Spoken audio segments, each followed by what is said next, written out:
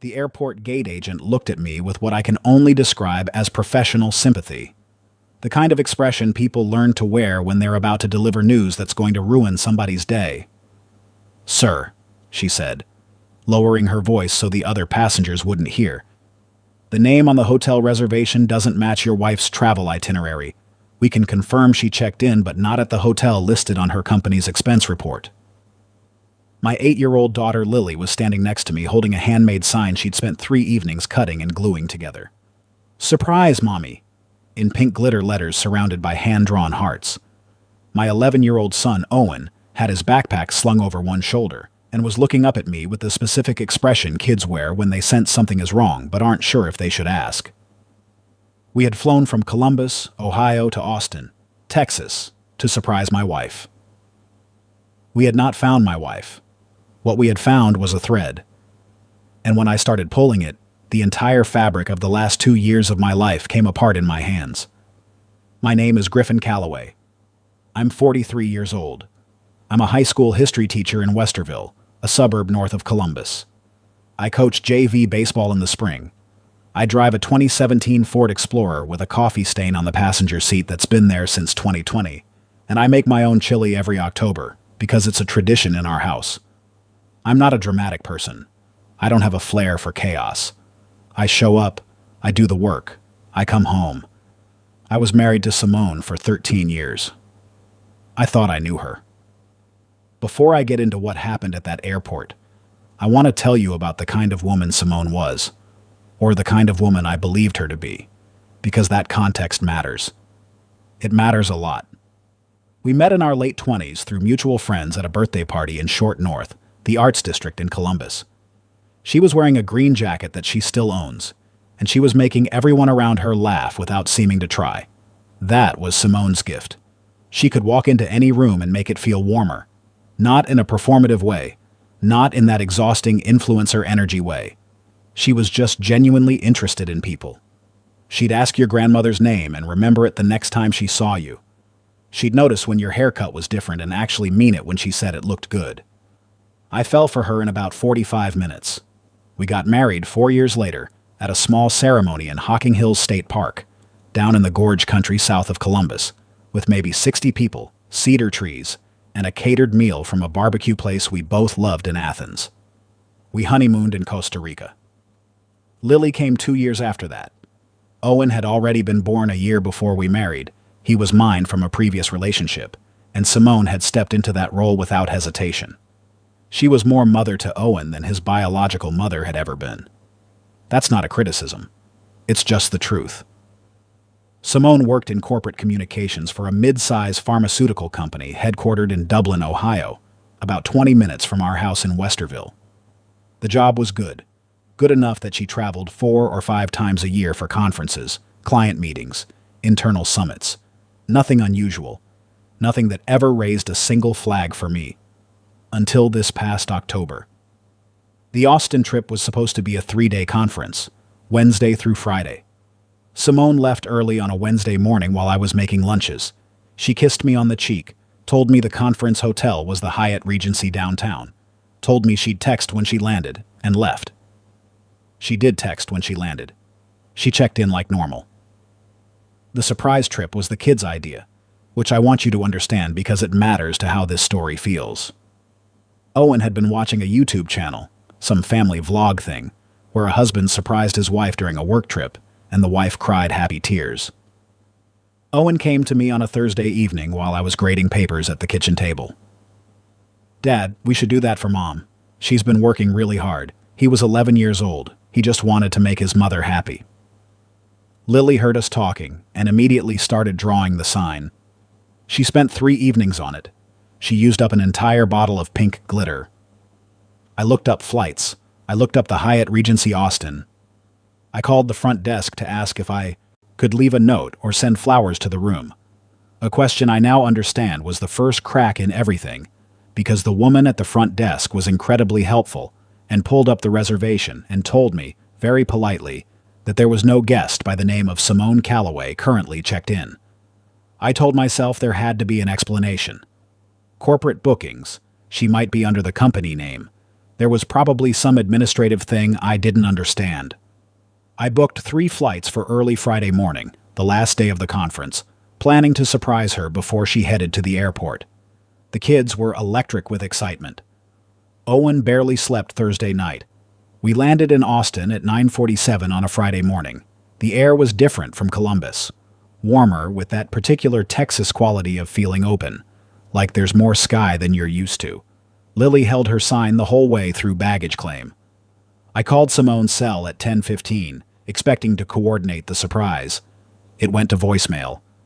That wasn't unusual. She sometimes had her phone on silent during sessions. I tried the hotel a second time from the taxi. That's when the gate agent, actually the front desk clerk, I should be precise, told me again that there was no Simone Calloway registered. But this time she added something. She said there was a reservation under the name of Simone Hargrove for the past 4 nights at a different property across town, the Kimpton Van Zandt, a boutique music-focused hotel on Lavassa Street, about a mile and a half from the convention center. Simone Hargrove is her maiden name, the name she gave up when we got married. I am not going to describe to you exactly what I felt in that taxi with my 2 children. I'm going to tell you I paid the driver, I thanked him, and I asked him to take us to a Marriott near the airport instead. I got the kids checked into a room. I told them Mom's sessions were running long, and I needed to go meet her.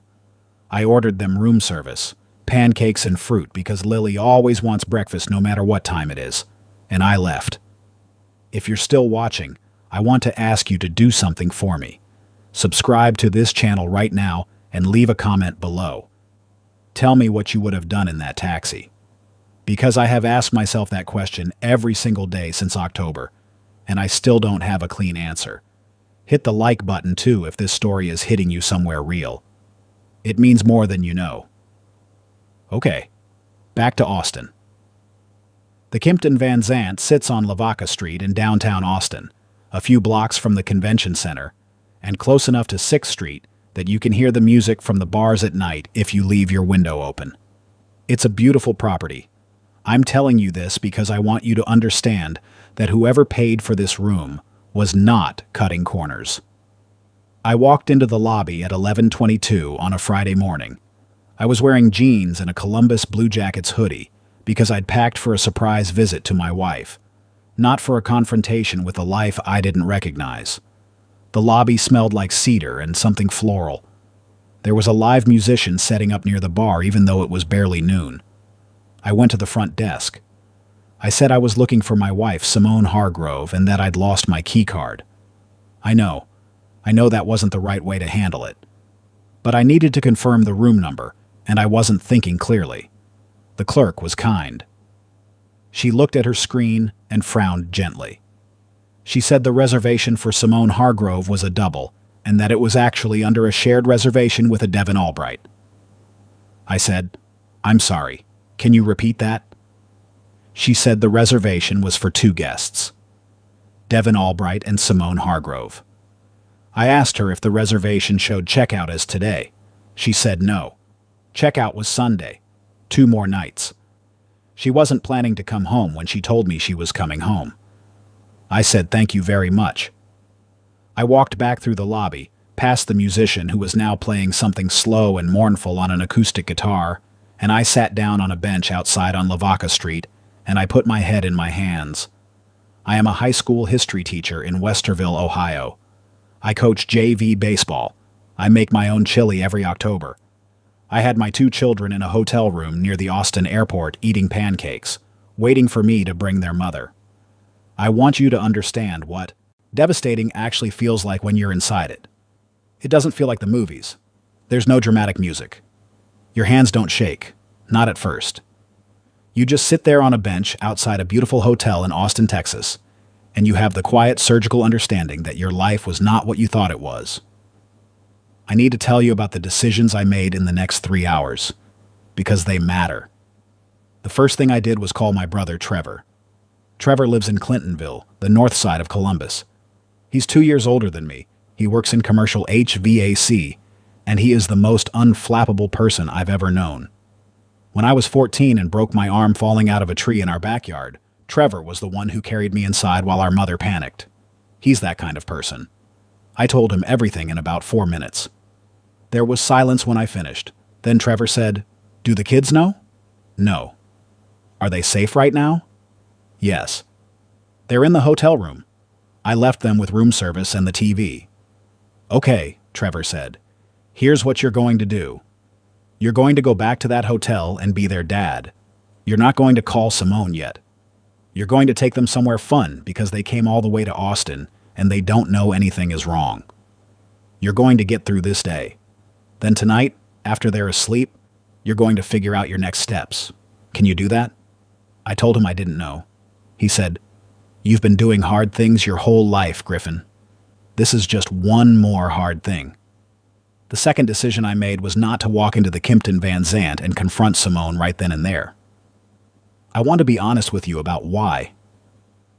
Part of it was that I didn't trust what I would say or do. But the larger part was that my children were a mile away, and they didn't need to see whatever that scene was going to look like. The third decision was to document everything. I went back to my phone, and I took screenshots of the original text exchanges with Simone about the trip, including the hotel name she had given me. I took a photo of the Kimpton Van Zandt's exterior. I am a history teacher. I understand that evidence matters. I don't know why that instinct kicked in so fast, but it did. Then I did what Trevor told me to do. I went back to the Marriott and I took my kids to the South Congress neighborhood, which is one of the most genuinely fun streets in Austin if you've never been. We went into every quirky store. We ate tacos from a truck. Owen found a vintage baseball cap at a used clothing store that he wore for the rest of the day. Lily wanted to look at every piece of jewelry in every window. I put one foot in front of the other and I was their dad. I was also watching my phone. At 2:17 p.m., Simone texted me. "Busy day. Session's running late. How are the kids?" I stared at that message for a full 2 minutes in the middle of South Congress Avenue while Owen and Lily argued good-naturedly about which taco truck had better salsa. "Good," I typed back. "Everything's good. Take your time." Here is something I want to pause and say directly to anyone watching this who has been through something like this.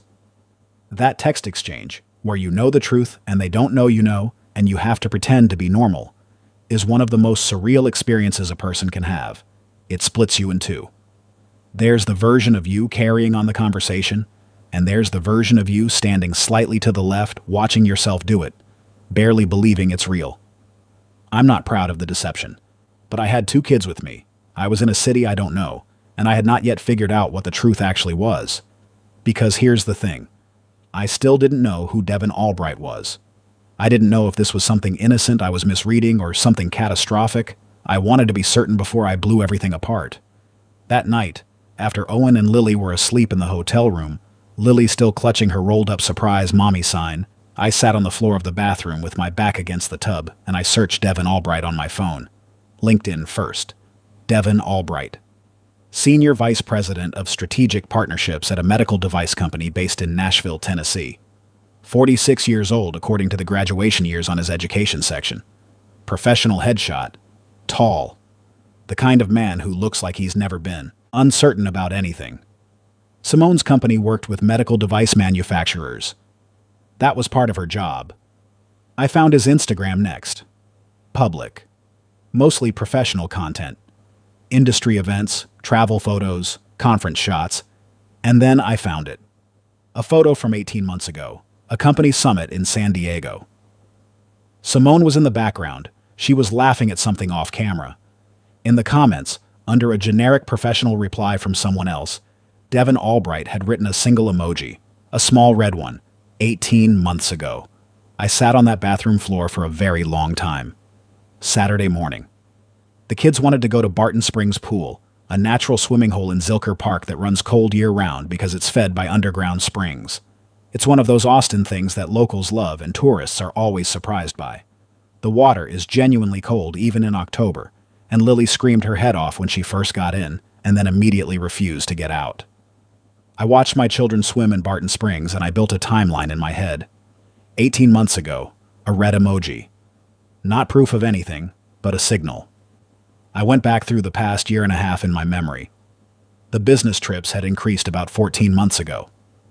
Simone had explained it as a new portfolio of clients requiring more face time. That was plausible. That was the kind of thing that happened in her line of work. She'd been traveling to Nashville 3 times. I remembered because Nashville felt like an unusual destination for her work. She usually went to Boston, Chicago, or the West Coast. She'd said she had a new client cluster in the Southeast. She'd come home from each trip the same warm, slightly tired Simone I'd always known. Or had she? I thought about it. I thought about whether there had been signs I'd missed because I was choosing not to see them. Owen came out of the water and sat next to me on the grass, dripping, eating a bag of chips. "Dad," he said, "are you okay? You've been kind of quiet." I looked at my 11-year-old son who had wanted to make his mother happy. "I'm just tired from the flight," I said. "How's the water?" "Freezing," he said.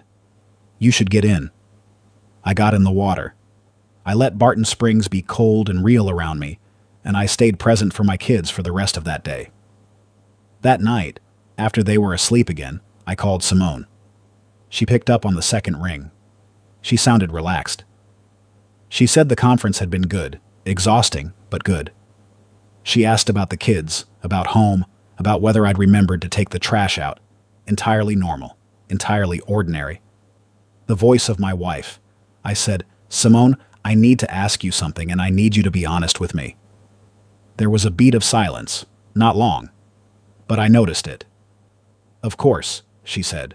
"What's wrong? Are you staying at the Hyatt Regency?" Another silence, this one longer. "Yes," she said. "Why?" "Because I called the Hyatt Regency this morning and they don't have you registered. And then I called the Kimpton Van Zant on Lavaca Street, and they told me there's a reservation under Simone Hargrove and Devin Albright." The silence that followed was the kind that has weight to it. You can feel it pressing against your ear through the phone. "Griffin," she started. "Don't," I said. "Don't start with my name like that. Just tell me the truth. I want to be careful here about how I describe this next part, because I'm not doing this to destroy Simone. I'm not telling this story out of revenge. I'm telling it because I believe in the value of honesty, and because I think there are people watching this who are living inside a version of this story right now and don't have anyone telling them that they're not crazy. So here is what Simone told me. She told me that she and Devin Albright had been involved for 14 months. She told me that she had not intended for it to happen, which is the thing people always say, as if intentions are the same as consequences. She told me that she cared about both of us and didn't know what to do, which I heard as a description of her own conflict, and not as an expression of care for me or for our children. She told me she was sorry. She was sorry. I sat in the bathroom again because that's where I'd been going when I needed to not wake the kids. I remember the fluorescent light above the vanity humming slightly. I remember the texture of the towel I was holding, in my hands, twisting it without realizing. "Do the kids know you were going to surprise me?" she asked eventually. "Why?" I said. "Why does that matter right now?" "Because I need to know what to tell them." There it was, already calculating the narrative, already thinking about management. I want to be fair to Simone because this is the mother of my daughter, and she has been a good mother to Owen for years. But I want to be honest too. Her first instinct in that moment was not to think about what she'd done to me. It was to think about how to manage the story. "You don't tell them anything yet," I said. "I'll handle tomorrow. You fly home Sunday as planned. We'll talk when you get back." She started to say something else and I hung up. Sunday. Austin to Columbus. I booked the kids and myself on the same afternoon flight Simone was taking. Not the same seats, not on purpose, just the same airline, the same departure time, because it was the most direct route back. I didn't tell Simone we were on the flight. I didn't tell the kids we might see her. We didn't see her. Airport security and gate assignments in a big terminal can keep people apart without anyone trying. I had Owen and Lily in seats at the back. I assumed she was somewhere in the front. We landed in Columbus at 8:40 p.m.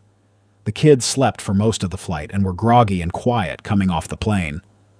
I carried Lily through baggage claim because she asked me to, and she's still small enough that I can, and I want to hold on to that, as long as it's true.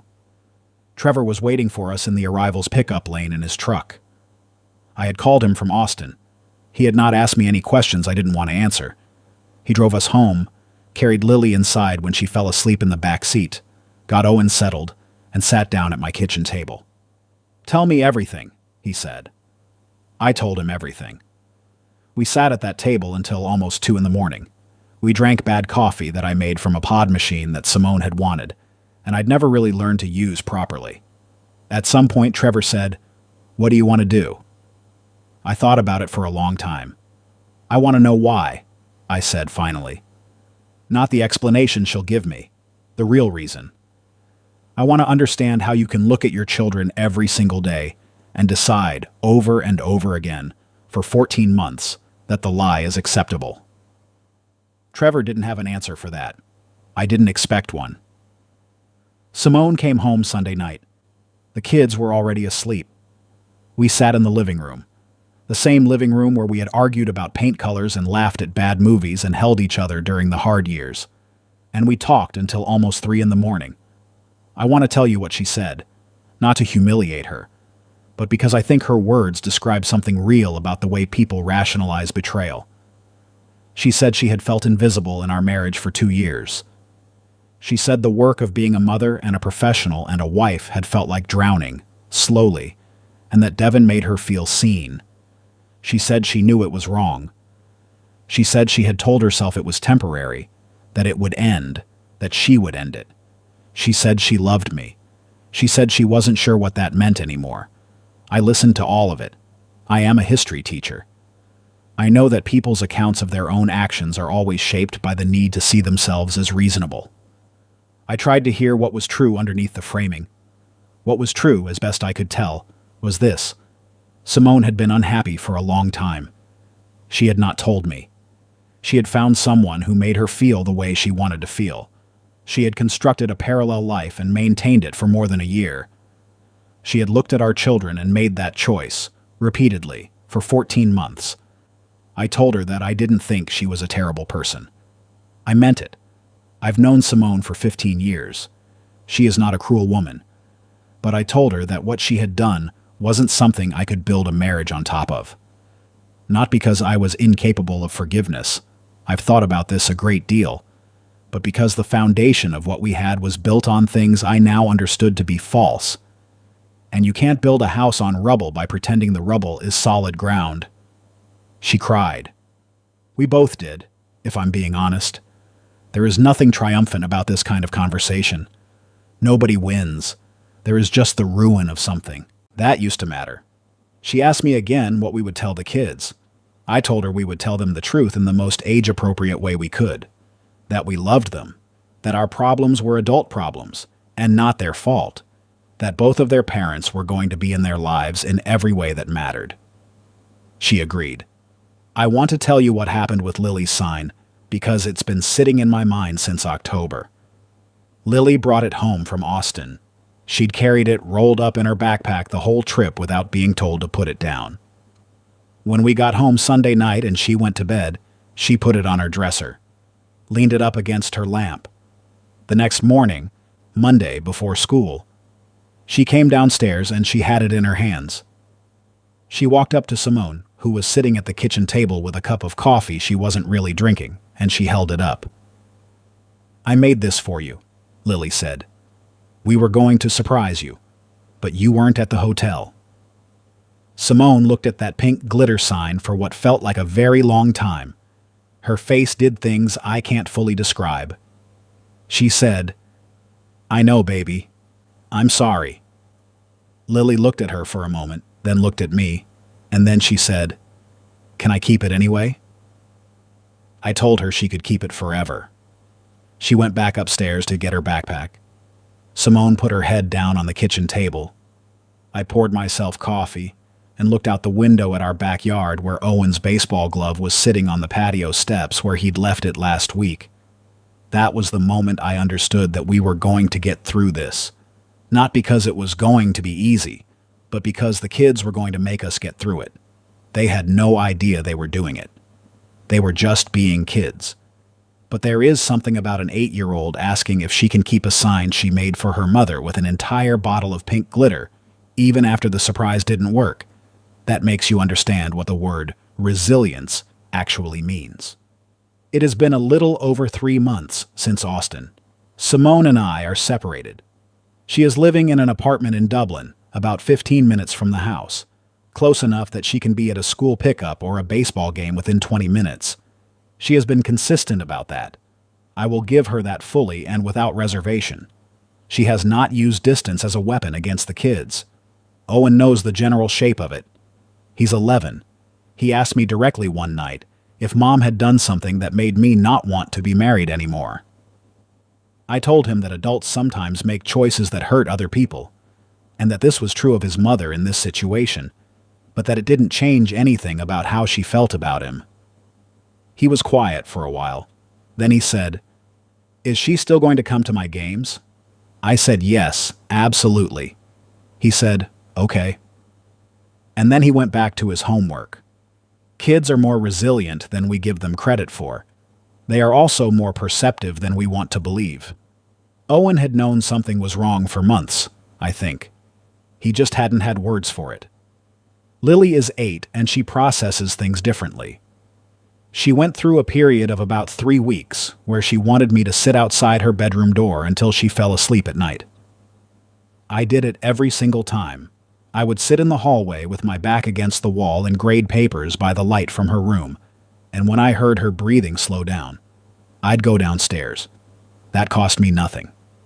That was the easiest thing I've done in any of this. People ask me, and they have asked me, more than you might think, because when you're going through something like this, the world seems to find out whether you wanted it to or not. People ask me if I'm angry. Yes, I am angry. I want to be honest with you about that. The anger is not the kind that makes you want to throw things or say vicious words. It's quieter than that. It's the anger of sitting at Owen's baseball games in the cold October air and looking at the side of Simone's face 20 feet away and understanding that you are now 2 separate people watching the same child instead of one family. It's the anger of having had a life you believed in and understanding now that your version of that life was not fully real. I think about what Owen said that first night when he came to me with the idea for the surprise. We should do that for Mom. She's been working really hard. He wanted to make his mother happy. He wanted to show her she was loved. He spent his own allowance money helping buy Lily's art supplies for the sign. He didn't tell her about it. He kept the secret for 2 weeks because he wanted it to be perfect. That is the boy Simone and I are raising together, even now, from opposite addresses. And I think about what it costs him that he came up with the idea that led us to the truth. I think about whether he'll ever connect those dots when he's older and wonder if he caused something. I hope not. I will tell him the truth when he's old enough to hold it. That what he caused was the end of a lie, which is not the same as the end of something good. I want to say something to anyone watching this who is married and who has a partner who travels for work. I am not telling you to be suspicious. I am not telling you to hire investigators or check GPS records or read your spouse's texts. That is not the lesson of this story. The lesson, if there is one, is simpler and harder than surveillance. It is this: talk to each other. Really talk. Simone told me she felt invisible for 2 years. 2 years. I did not know that. I do not think I was a neglectful husband in the ways that word usually implies. I was present. I was reliable. I showed up.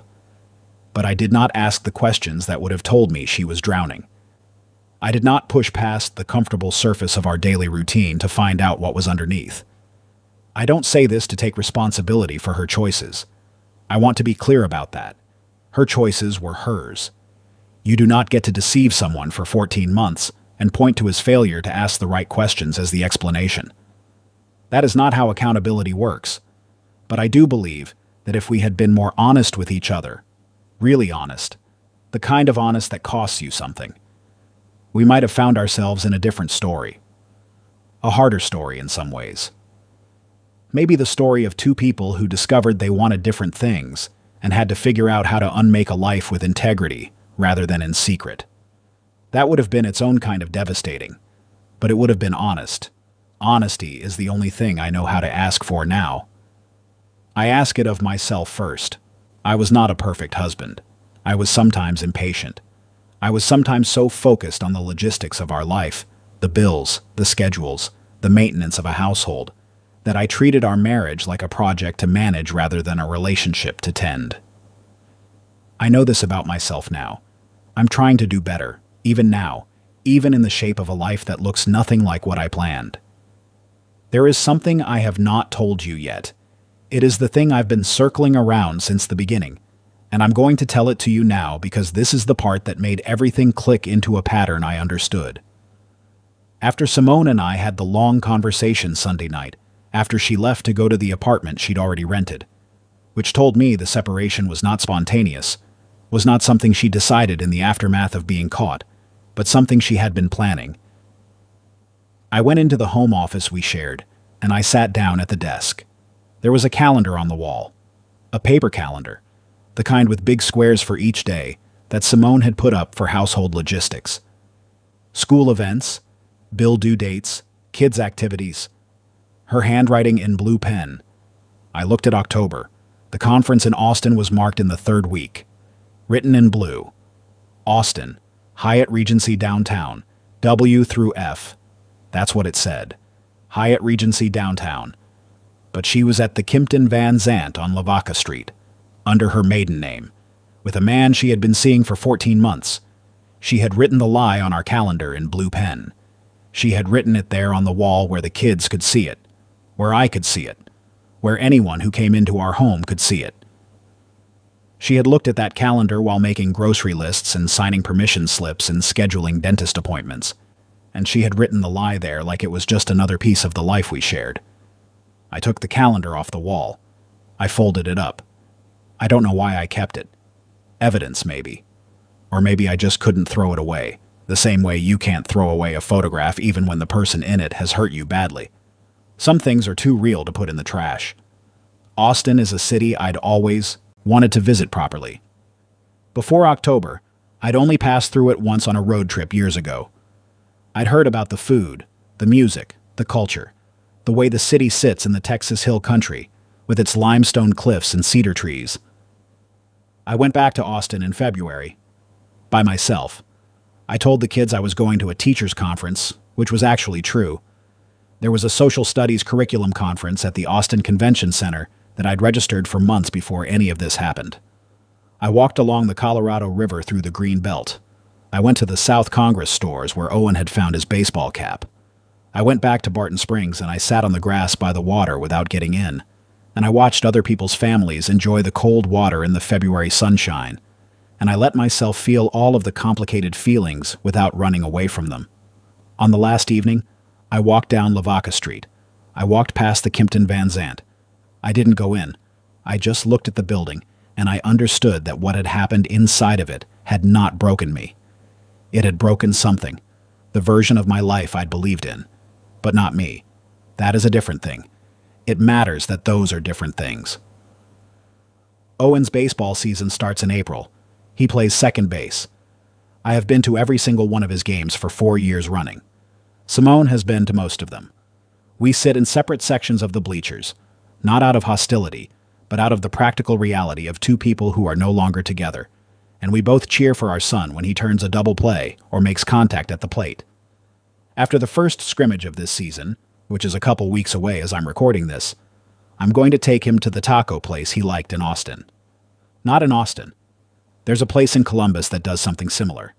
We'll sit across from each other, and I'll let him talk about baseball, about school, about whatever is in the top of his 11-year-old mind.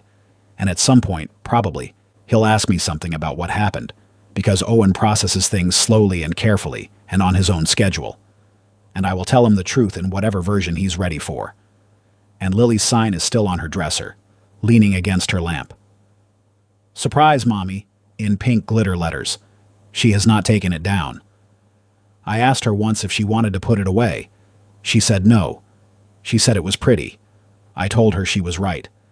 If this story reached you, if it sat somewhere in your chest and named something you recognize, something you've been living with, or something you're afraid of, I want you to leave a comment below. Tell me your story, or tell me what you thought of mine, or just say you were here. I read every comment. I mean that. If you want to see more of what this channel is about, subscribe right now. This is a space for real stories about real people navigating things that don't have easy answers. No performances, no tidy endings. Just the truth, told as honestly as I know how to tell it. My name is Griffin Calloway. I'm a high school history teacher in Westerville, Ohio. I make chili every October. I sit outside my daughter's bedroom door until she falls asleep. I drive a 2017 Ford Explorer with a coffee stain on the passenger seat. I am not the same man who packed 3 bags for a surprise trip to Austin last fall. I think he's becoming someone a little more clear-eyed, a little more honest, a little more aware of what matters and what he was taking for granted. That's not nothing. That might even be enough. Honestly, the part of this one that stuck with me was that calendar. Not the affair itself. People mess up, that's not new. It's that she wrote the lie down in blue pen, right there on the wall, next to the dentist appointments and the school stuff, like it just fit right into the life they were building together. That's the part that gets me. How easy it is to hide something in plain sight when nobody's really asking the hard questions. Makes you think about your own life, honestly. Anyway, let me know what you'd have done in that airport. Drop it in the comments, and if you're new here, subscribe, because we've got a lot more of these stories coming.